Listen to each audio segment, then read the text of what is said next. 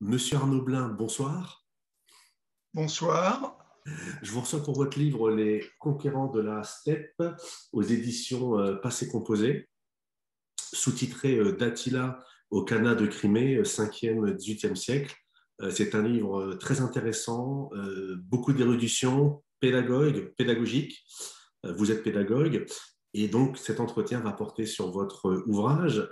J'aimerais entrer dans le vif du sujet en vous citant parce que j'aimerais que vous reveniez sur ce que vous avez dit tout au début quand vous parlez des conquérants de la steppe, de la géopolitique euro-asiatique.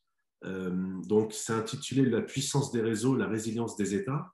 Et vous dites, l'État est un système vertical cloisonné socialement, délimité territorialement par des frontières, régi par la loi et dont la base économique est, sauf exception, la propriété privée.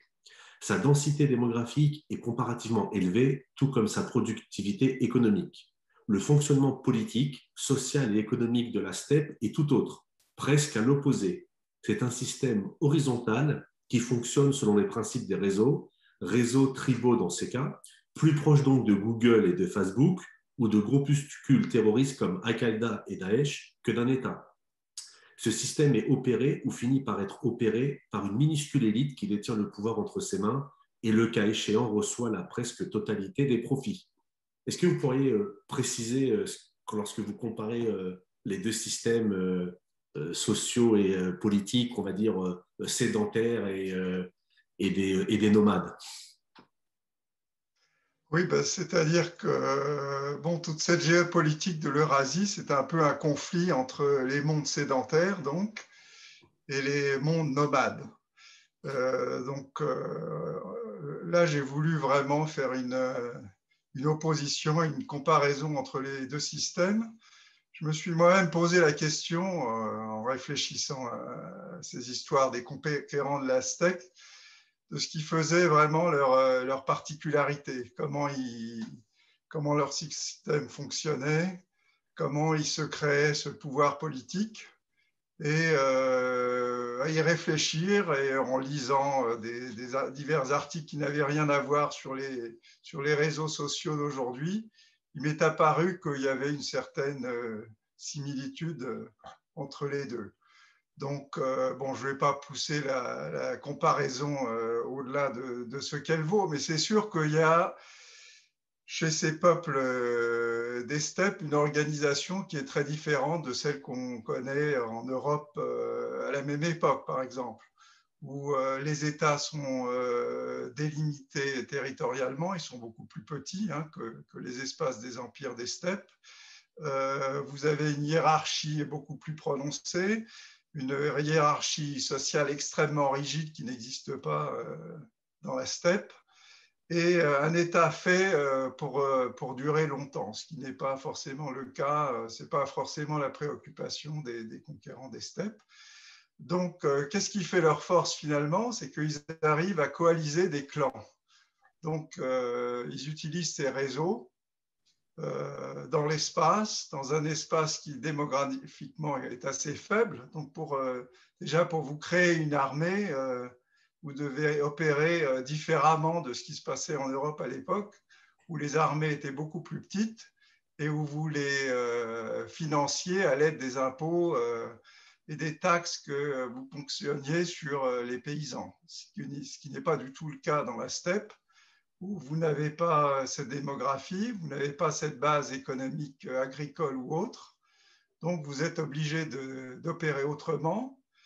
Vous créez ces réseaux en coalisant le plus de clans possible et vous financez ces armées avec le pillage et la prédation, en gros. Et à partir de là, une fois que vous créez une entité spatiale conséquente, votre modèle économique, c'est, outre la prédation, c'est le libre-échange et c'est le commerce. Donc, c'est très différent du monde féodal de l'époque. Très bien. J'aimerais revenir sur un élément que vous avez évoqué dans votre livre. Donc, avant de parler d'Attila, parce que j'aurai une ou deux questions sur le sujet, je voudrais parler d'Aesius. Donc, chacun sait qu'Aesius a été otage chez les Huns, mais dans votre ouvrage, Oui. vous revenez un peu sur cette notion d'otage. Est-ce que vous pourriez nous en dire deux mots, s'il vous plaît?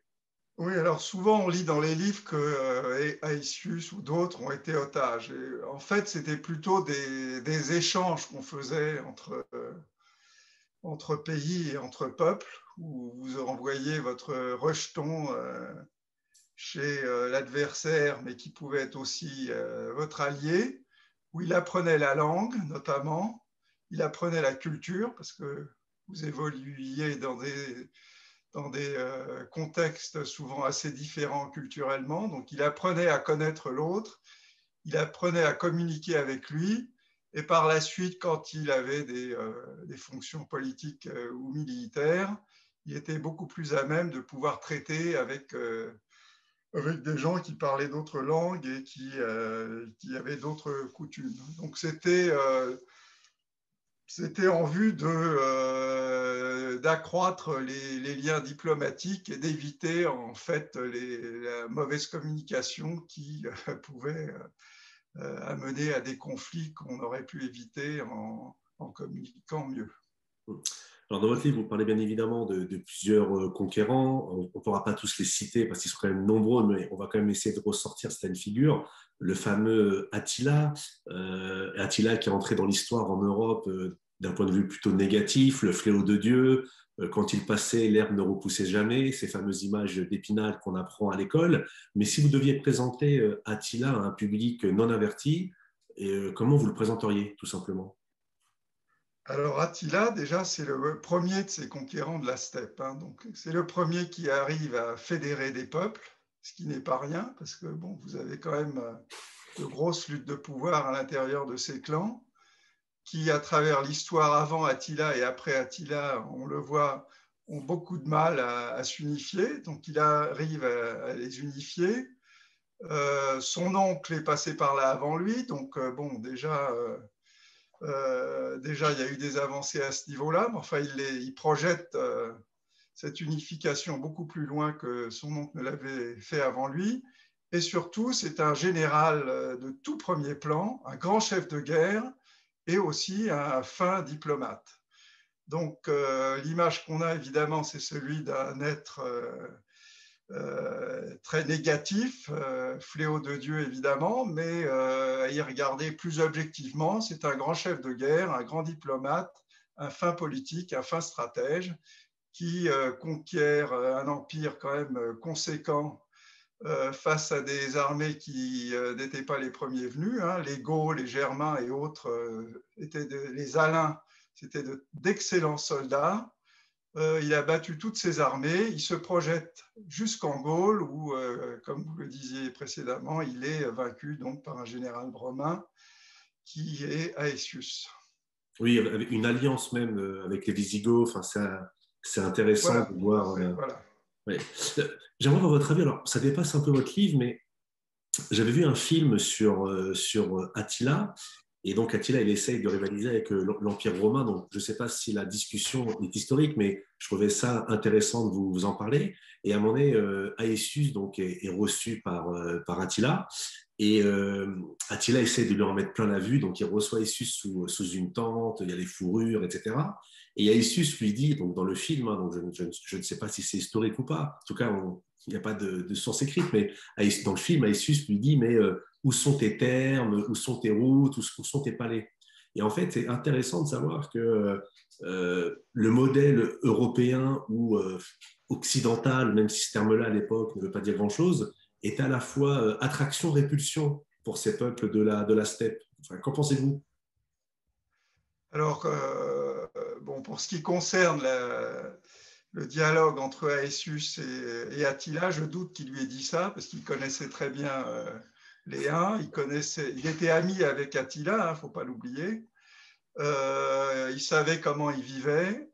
Aetius était un soldat qui passait beaucoup de temps sur les terrains à vivre dans des tentes, donc je crois qu'il aurait eu beaucoup de respect pour ces gens-là. Je ne sais pas s'il aurait eu du respect pour les gens argentés qui vivaient dans le luxe et dans les palais. Il aurait peut-être pensé que c'était décadent.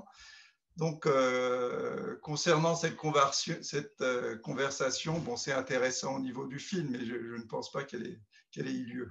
Non, mais sur l'attraction du modèle européen, attraction-répulsion, il y a quand même la Oui, volonté.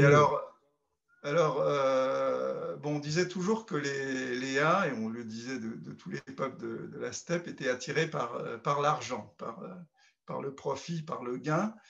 C'est peut-être vrai, ne serait-ce que parce que ça les aidait à financer leur campagne, à payer leurs troupes.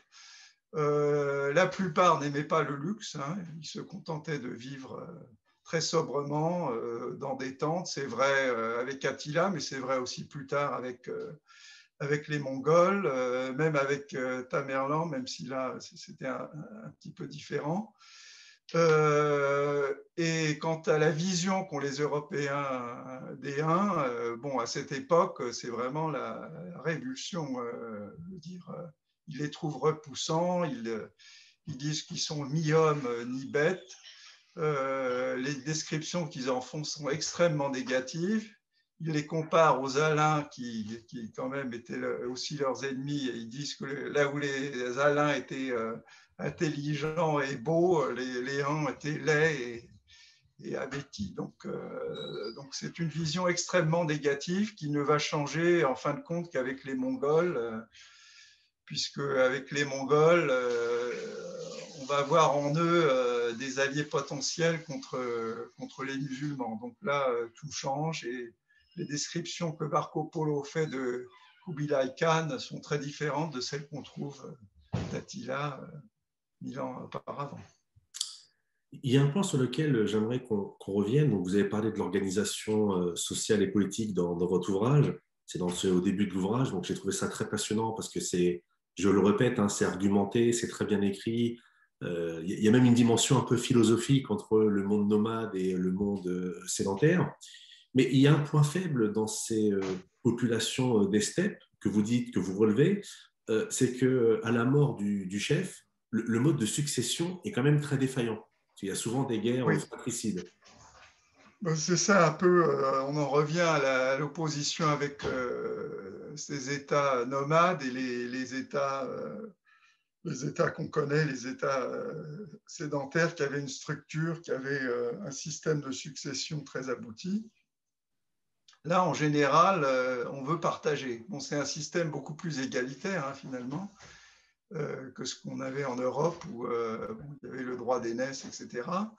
Là, si vous avez 4 ou 5 fils, eh ben, on partage l'Empire, ou ce qui reste de l'Empire, en 5. Donc, au bout de plusieurs générations, tout ça se fragmente assez rapidement, même si, par exemple, dans le cas des Mongols, on avait essayé d'instaurer un système où vous aviez un grand khanat qui chapeautait des khanats inférieurs. Mais bon, au bout de 2 générations, c'en était fini. Chaque khanat voulait son autonomie et bon, c'était terminé. Donc, c'était vraiment la grosse faiblesse de ces empires, et aucun d'entre eux, finalement, n'a réussi à la surmonter.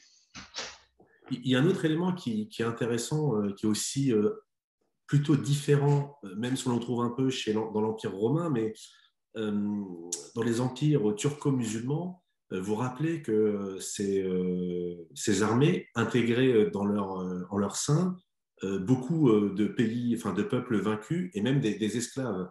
Et vous nous parlez des janissaires et des mamelouks. J'aimerais que vous nous expliquiez un peu cette pratique. Et j'ai souvent entendu, donc, dans les livres, enfin, dans les documentaires que j'ai pu voir et dans les livres que j'ai lus, que les janissaires étaient des troupes d'élite. Alors, est-ce que c'est vrai, est-ce que c'est faux? Euh, alors, ça dépend ce qu'on entend par troupes d'élite, mais enfin, c'était des troupes absolument excellentes. Et le système instauré par les Mamelouks et les janissaires était absolument fantastique sur la durée, parce que c'était un système méritocratique, donc où avec chaque génération, vous renouveliez les effectifs sans qu'il y ait de népotisme ou de corruption ou quoi que ce soit.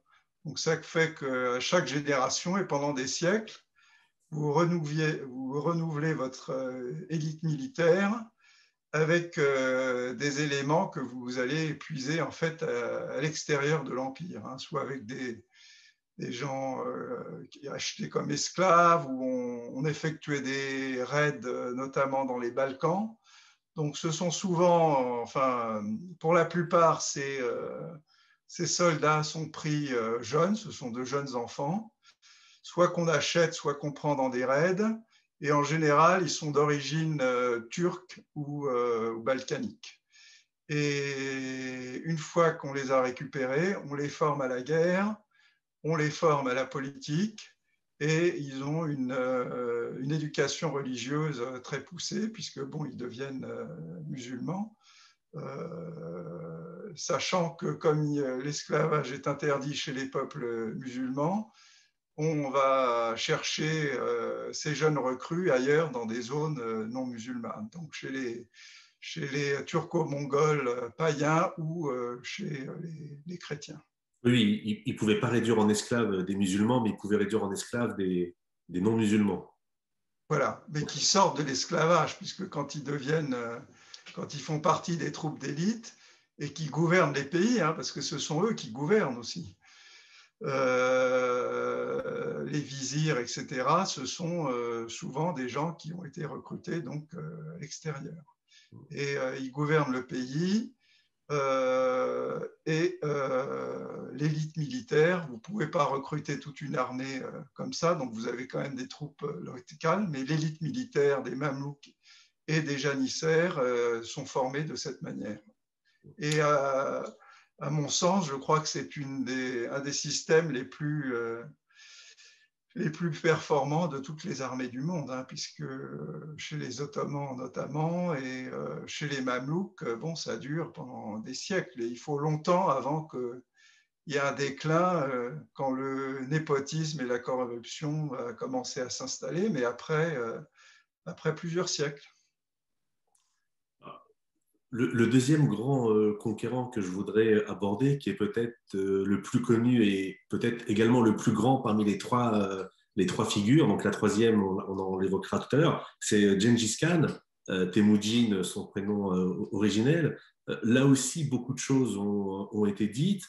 Ce qui est assez intéressant, c'est que là encore, lorsqu'on voit les descriptions, on en fait souvent un souverain dur, sanguinaire, mais comme vous le dites, dans sa vie privée, avec sa femme et ses concubines, ou même ses enfants, ses amis ou ses proches, c'est plutôt quelqu'un de gentil. Enfin, c'est un peu, l'image est complètement à l'opposé de cette figure du conquérant après un peu abrupte, enfin, pour dire clairement, pour employer un terme européen, despote, voilà, ou dictateur. Mais comme vous êtes spécialiste du sujet, là aussi, comment vous présenteriez Gengis Khan à un public non averti? Bon, alors, chez ces figures, hein, Genghis Khan et d'autres, c'est vrai chez Tamerlan aussi. Bon, Attila, on le connaît moins, donc c'est plus difficile de savoir, mais vous avez vraiment une figure publique, hein, ou politique, si vous voulez, ou militaire, et une figure privée qui sont souvent totalement à l'opposé l'un de l'autre. Donc, Genghis, politiquement, militairement, il est implacable. Je ne sais pas s'il est particulièrement cruel ou sanguinaire, mais enfin, quand il faut massacrer des peuples à des fins politiques, il n'hésite pas à le faire. Donc, de ce côté-là, oui, il correspond à l'image qu'on a de lui. Mais en privé, c'est vrai que, bon, avec ses enfants, avec ses fils, avec ses filles aussi, avec sa femme surtout, qu'il adore, Borté, c'était un personnage, enfin, c'était un individu qui était tout à fait, oui, gentil, avenant, bon, qui avait toutes les qualités qu'on respecte chez l'individu dans sa vie privée, dans quelque culture ou société que ce soit. Donc, vous avez vraiment les deux aspects. Bon, chez certains de ses descendants ou des descendants de Tamerlan, vous avez des figures qui étaient nettement moins sympathiques, même en privé. Mais dans le cas de Gengis Khan, oui, bon, c'était quelqu'un qui avait l'air tout à fait normal, quoi. C'était pas du tout un psychopathe ou un sociopathe, mais c'était quelqu'un qui était ambitieux et qui, pour assouvir ses ambitions et ses buts politiques, n'hésitait pas à employer les moyens les plus durs. C'est quelqu'un aussi qui nourrissait du ressentiment par rapport à ceux qui avaient pu le trahir. Donc, s'il y avait des adversaires, des ennemis qu'il avait trahis à un moment ou à un autre, il s'en souvenait et le moment venu, eh bien, il s'attachait à venger son honneur ou l'honneur des siens. Quand on lit l'histoire de Temujin, futur Gengis Khan, grand Khan des Mongols, rien ne le prédestinait à être le grand chef. Et non seulement rien ne le prédestinait, mais dans sa vie, notamment dans sa prime jeunesse et son adolescence, il a dû faire face à beaucoup d'adversités et aussi beaucoup de, j'aime pas ce terme-là, mais de malchance. Et avec sa volonté, sa ténacité, il a réussi à faire des alliances, il a réussi à grimper dans la hiérarchie mongole au point de devenir le numéro un. Et comment l'expliquez-vous en fait comment expliquez-vous cette trajectoire qui est quand même peu commune? Oui, non, ça c'est vrai, parce qu'il part de rien.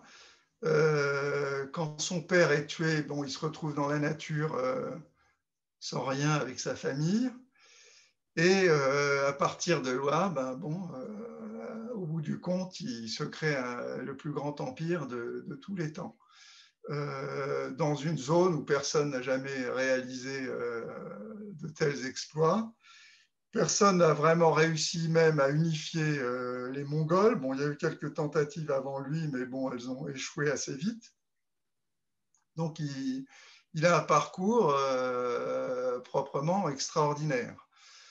Alors, ce qui fait, il part de rien, puis après, il se constitue petit à petit, un petit clan, puis il ramène des clans les uns avec les autres. Il travaille comme mercenaire au service de potentats. Et puis, peu à peu, bon, il élimine les uns les autres. Et surtout, il se fait élire grand Khan. Donc, ce n'est pas uniquement qu'il impose son autorité par la force, mais il l'impose par la conviction auprès de son propre peuple.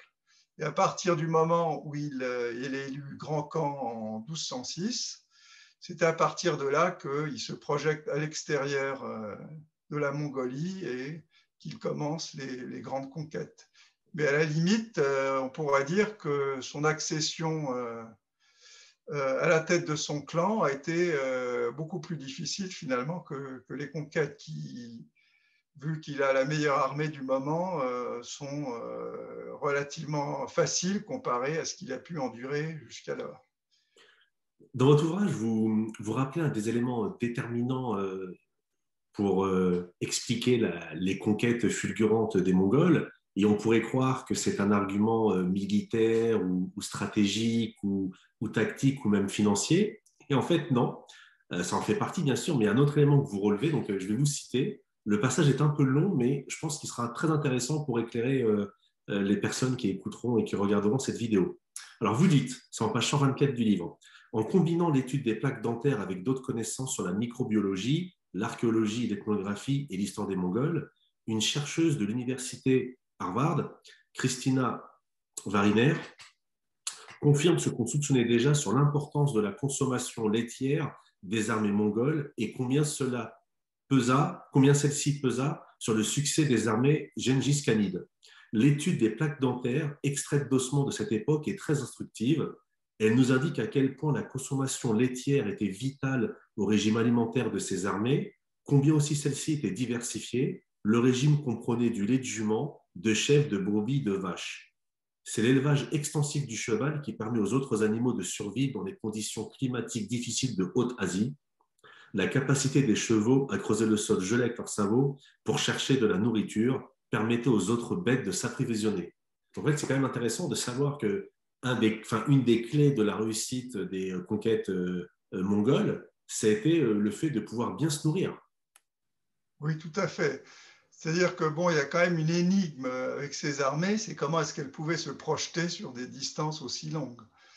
On voit que, bon, avec Napoléon, Hitler, etc., avec toute la technologie et les moyens modernes, ils étaient loin du compte. Donc, comment ils faisaient, ces Mongols? Alors, longtemps, on a expliqué, on disait, bon, ils cuisent leur steak sur leur sel, et puis hop, ils y vont. Mais bon, ça n'explique pas comment ils pouvaient projeter des armées quand même assez conséquentes sur des distances aussi longues, puisqu'on parle de 7000 km, hein, donc, ou même plus. Donc, c'est vraiment pas rien. 7, 9 000, voire 10 000 km.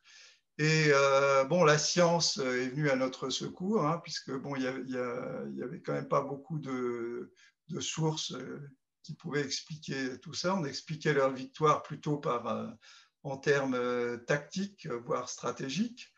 Mais avec la science, on comprend mieux leur logistique, qui était probablement, qui avait une part importante probablement dans leur succès, et notamment avec ce que vous évoquiez, l'étude des plaques dentaires. C'est tout récent, hein. C'est vraiment ces dernières 5, 6, 10 années qu'on a effectué ces études, qui expliquent donc que leur régime était basé essentiellement sur le lait, sur toutes sortes de lait, et on sait par d'autres sources, hein, des relations d'époque, etc., qu'ils avaient des troupeaux qui voyageaient avec eux, ou le cas échéant qu'ils laissaient sur des territoires lointains, qu'ils avaient des dépôts de lait, et qu'avec ce ravitaillement essentiel donc, à leur survie, ils pouvaient se projeter aussi loin et aussi vite qu'ils le faisaient, ce qui était vraiment une des composantes essentielles de la supériorité de ces armées sur toutes les autres, puisque en termes techniques, bon, ils avaient des arcs et des flèches. Il y avait beaucoup d'autres armées qui pratiquaient le tir à l'arc. Donc, comment est-ce qu'ils arrivaient à une telle supériorité? Je pense que la logistique y était pour beaucoup. Alors, pour me faire un peu l'avocat du diable, est-ce qu'on ne pourrait pas dire que les conquêtes mongoles sont peut-être moins importantes que les conquêtes romaines ou les conquêtes napoléoniennes? Parce que vous l'avez dit tout à l'heure, les zones qu'ils arrivaient à dominer, à conquérir, étaient en fait très faibles en densité et en démographie.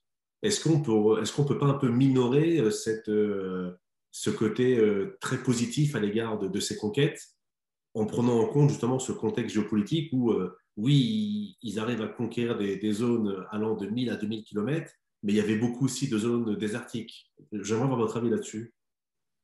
Alors, bon, c'est vrai que quand vous regardez l'Empire, qui est, bon, l'Empire romain à côté, c'est rien du tout territorialement. Mais bon, autour de cette masse relativement vide de la steppe qui est au centre de l'Empire, il faut quand même pas oublier que, bon, ils vont jusqu'en Russie, ils soumettent les Russes quand même, ils soumettent le Moyen-Orient, ils conquièrent la Perse, où ils installent un khanat, ils conquièrent avec Kubilai la Chine, où ils font une dynastie. Donc, bon, c'est quand même pas rien. Ils conquièrent des espaces vides, mais enfin, ils conquièrent aussi des grands pays, les plus grands pays de l'époque, hein, des empires, des empires économiquement et démographiquement importants, qui ont des armées de premier plan, et bon, ben, ils balayent tout ça finalement. Donc, non, là-dessus, je crois qu'ils ont un mérite plus grand que Napoléon, que Rome. Bon, ça on peut en discuter, mais bon, c'est incontestable que c'était quand même un empire posé, et qui n'était pas négligeable. D'accord, donc Moi, s'en faut. des grands conquérants. Euh, alors, un autre aspect, entre guillemets, négatif, ou qu'on ne peut pas mettre à l'actif, donc je vous cite, vous dites, à l'inverse de la plupart des empires historiques, qu'il s'agisse de la Perse ou de la Grande Rome, des empires Inca et Aztèques, entre autres, qui laissèrent une empreinte culturelle et politique profonde et eurent des effets tangibles sur les populations des religions investies, l'empire Gengis Khanide apporta essentiellement des bouleversements politiques et économiques, mais son impact fut limité du point de vue culturel. Une fois l'empire disparu, la vie reprit son cours un peu partout, là même où ses armées avaient réduit toute opposition à néant et avaient cru un moment posséder ces terres, qui s'en retournèrent au bout de quelques années à leurs propriétaires originels. Oui, alors c'est vrai que bon, culturellement, au niveau de l'architecture, au niveau de la littérature, etc., il laisse très peu de, même au niveau du droit et enfin dans tout un tas de domaines, au niveau de la science, ils ne laissent pas grand-chose derrière eux. Même leur capitale, Karakorum, bon, aujourd'hui, c'est pas grand-chose. Alors, c'est pas vrai de tous les conquérants de la steppe, hein, puisque Tamerlan, dont on va peut-être reparler, avait lui laissé une civilisation brillante. Mais au niveau des Gengis Khanides, ce qu'il laisse, c'est qu'il se greffe à des civilisations ou à des cultures établies qui les absorbent. C'est le cas de la Perse, qui absorbe les îles Khanides jusqu'à ce qu'ils disparaissent complètement, et de la Chine, qui absorbe Kubilai et les siens, et qui s'en débarrasse allègrement un siècle plus tard. Donc c'est plutôt les autres cultures qui absorbent les Gengis Khanides plutôt que l'inverse. Mais bon, leur impact culturel est peut-être modeste, mais leur impact général, lui, n'est pas négligeable. C'est quand on lit votre livre ou quand on lit des études sur les Mongols, ce que vous disiez tout à l'heure, c'est vrai que c'est intéressant parce qu'ils arrivent à littéralement balayer des armées nombreuses, diverses, dans différentes contrées. Et c'est vrai que quand vous parlez dans votre ouvrage de cette capacité de projection, c'est vrai que ça nous laisse quand même admiratifs parce qu'il faut quand même combattre, il faut nourrir, il faut administrer. Et c'est vrai que ça demande quand même un certain sens politique et même diplomatique, comme vous le répétez tout au long de votre ouvrage. Et donc, cette troisième figure que j'aimerais évoquer avec vous, c'est Tamerlan. Alors, Tamerlan, lui, ça va être un grand conquérant, un grand capitaine, un grand stratège. Alors, le point négatif par rapport à Gengis Khan, on peut dire que c'est un mauvais gestionnaire de son empire. Par contre, le point positif, c'est que c'est une personne qui s'intéressa beaucoup aux arts, à la culture au sens large, et également aux sciences dures. Est-ce que vous pourriez nous en dire un, deux ou trois mots, s'il vous plaît? Oui, alors Tamerlan, donc c'est un Turc musulman, originaire de Transoxiane, donc l'Ouzbékistan actuel, qui lui-même, bon, son parcours est un peu semblable à celui de Genghis Khan, hein, il part de rien, il se construit au fil des décennies et il arrive à conquérir un empire qui, s'il n'est pas aussi grand que celui des Genghis Khanides, est quand même un des plus grands empires jamais réalisés dans l'histoire. Alors, il a vraiment deux facettes, celui-là, parce que d'une part, il pratique la stratégie de la terreur, encore plus que chez les Mongols, et d'autre part, c'est un amoureux des arts, de la culture, des sciences, et quand il investit une ville, que ce soit en Perse, en Irak ou ailleurs, il va massacrer allègrement la population, mais il épargne tous les intellectuels, les artistes, les artisans, les poètes, etc. Il est fait Et venir dans il sa les capitale aussi. ramène. Pardon? Oui, vous allez le dire. Il est fait venir dans sa capitale. Voilà. Et il les achemine vers Samarcande, où il les met au travail et où il veut construire la plus belle ville du monde. Et à tel point que, bon, une fois qu'il meurt, ses descendants s'intéressent peu aux conquêtes impériales et ils vont consacrer toutes leurs énergies, tous leurs efforts à poursuivre ses efforts culturels, Ils poursuivent la construction de Samarcande et de Hérat aussi en Afghanistan, dont ils font deux joyaux de la culture qu'on dit timouride, hein, d'après Timur Tamerlan, et dont on peut admirer les vestiges encore aujourd'hui. Son petit-fils n'est pas un conquérant, mais c'est un très grand astronome, respecté dans le monde entier, dont les tables d'astronomie, je crois, ont été utilisées, notamment par les Européens durant des siècles.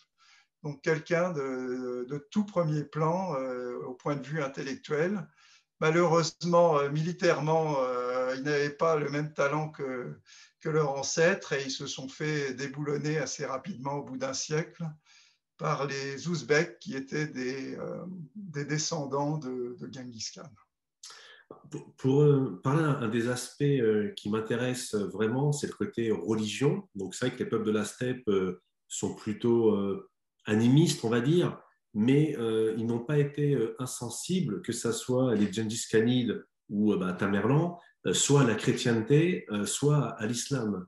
Est-ce que vous pourriez en dire là aussi, délivrer votre analyse? Oui, alors au départ, comme vous dites, bon, ils n'ont pas de religion monothéiste, mais avec la percée musulmane, bon, vous avez l'islam qui pénètre à l'intérieur de ces terres, hein, jusqu'en Asie centrale, puisque dès le 8e siècle, les arabo-musulmans sont en Asie centrale où ils combattent et battent les Chinois d'ailleurs. Les chrétiens sont relativement actifs, notamment les nestoriens. Vous avez les religions iraniennes aussi, hein, les zoroastriens, manichéens aussi, qui s'activent dans certaines zones. Le judaïsme aussi, qui est adopté par l'un de ces peuples, les Khazars, qui à un moment aussi se crée un empire relativement éphémère, mais un empire quand même. Alors les Turcs se convertissent pratiquement tous à l'islam. Les Mongols, une partie d'entre eux se sont convertis, une autre partie ils sont restés fidèles à leur religion, au chamanisme, et un peu plus tard se sont convertis au bouddhisme. Donc la religion est importante. Ils sont souvent ouverts et tolérants. Ils sont avides de connaître les différentes religions. Ils invitent des débats parmi des théologiens de diverses religions. Et pour cette raison, les Européens vont longtemps croire qu'ils vont pouvoir convertir notamment les Mongols à la chrétienté. Oui, d'ailleurs, même il y a eu des ambassades de Saint-Louis envoyées, vers les troupes, vers les Mongols, pour espérer une alliance, comme vous le disiez tout à l'heure, vous en prenez dans votre livre, pour prendre en tenaille les musulmans, c'est-à-dire les espérances de l'Europe chrétienne. Il y avait vraiment un espoir de conversion de ces peuples à la fois pour des raisons religieuses et également pour des raisons, on va dire, diplomatiques et guerrières. J'aimerais vous citer une nouvelle fois. C'est toujours dans cette étude de comparaison entre le modèle nomade et le modèle sédentaire. Et au final, est-ce qu'on ne peut pas dire quand même que le modèle sédentaire finit par l'emporter et il est plus fort? Et pour justifier ma position, pas ma position, mais ma question, pour donner de la matière, je vais là vous citer, donc c'est en conclusion de votre ouvrage, vous dites: avant que la révolution militaire des Européens ait rendu caduques ces armées, donc celles-ci, hein, les armées des steppes dominèrent la quasi-totalité de l'espace eurasiatique durant un millénaire, laps de temps considérable. Avec la Légion romaine, dont la durée de vie fut bien inférieure, l'armée des steppes peut être considérée comme l'appareil militaire le plus performant de l'histoire, tant pour sa supériorité intrinsèque que pour sa longévité. Ces armées, turques ou mongoles, souvent les deux à la fois, se déclinèrent dans des contextes historiques très divers, mais leur aspect fut quasiment inchangé dans le temps. Voilà. J'aimerais avoir votre avis sur ce passage. Oui, alors bon, on a un peu tendance, surtout en Occident, à attribuer la force militaire avec le progrès des armées, notamment le progrès technologique. Peut-être un peu aussi le progrès dans la pensée stratégique ou dans l'organisation, dans les tactiques. Enfin, surtout, on pense que le progrès militaire, la supériorité des armées, ça vient de leur supériorité technologique. Alors c'est vrai pour ce qui concerne l'Europe au XVIIe, XVIIIe siècle, mais on voit qu'avec ces armées des steppes, bon, finalement, l'armée de Tamerlan, elle est quasiment identique à celle d'Attila et celle de Genghis Khan. Bon, Attila, il n'avait pas d'étrier, l'étrier vient plus tard. Enfin, en gros, c'était les mêmes armées montées qui avaient un ou deux arcs et avec ces tactiques tourbillonnantes qui battaient pratiquement toutes les autres armées de l'époque.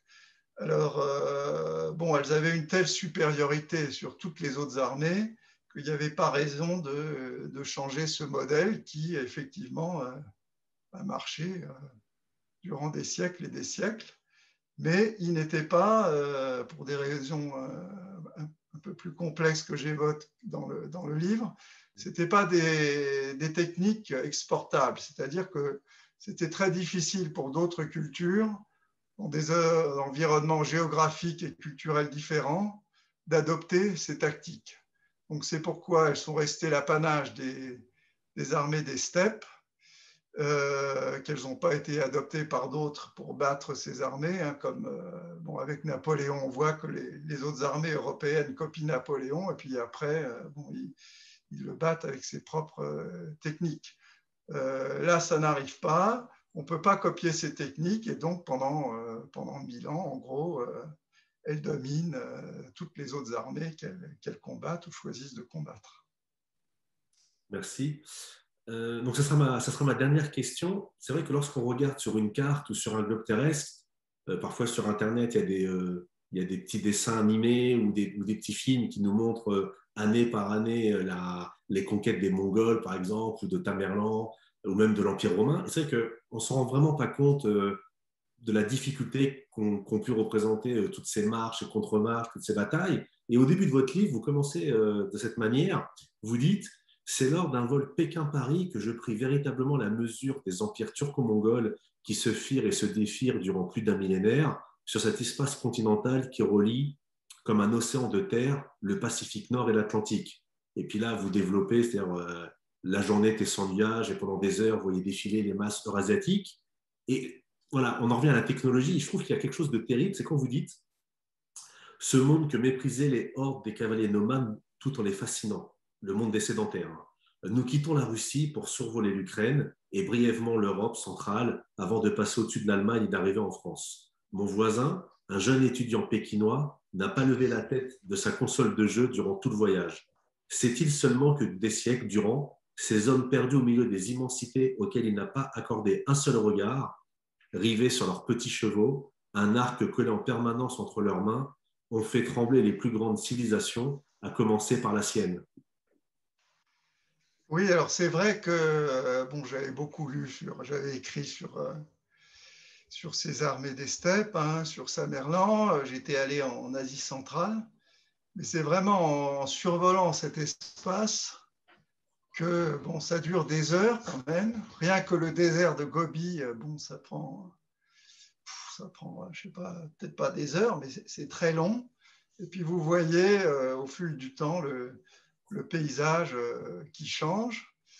Et donc en avion, c'est plusieurs heures. Donc vous vous dites que dans ces immensités, ces armées qui allaient d'un bout à l'autre, qui parcouraient de long en large, qui allaient, qui revenaient, parce qu'ils en faisaient des campagnes. C'est pas qu'ils faisaient une campagne et puis bon, ils s'arrêtaient.